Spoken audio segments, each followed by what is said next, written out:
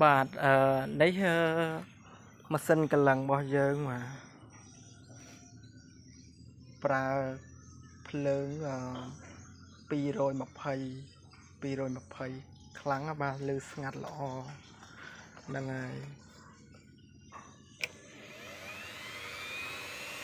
ស្ងាត់ល្អនេះកន្លែងយើងសេរីឲ្យខ្លាំងណា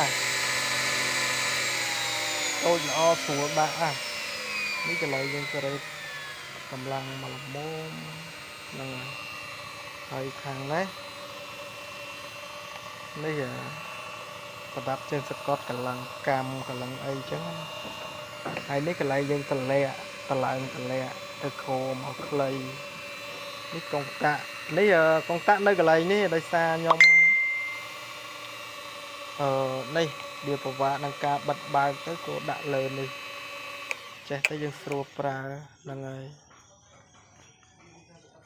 ហើយប្រភេទផ្លែនេះល្អ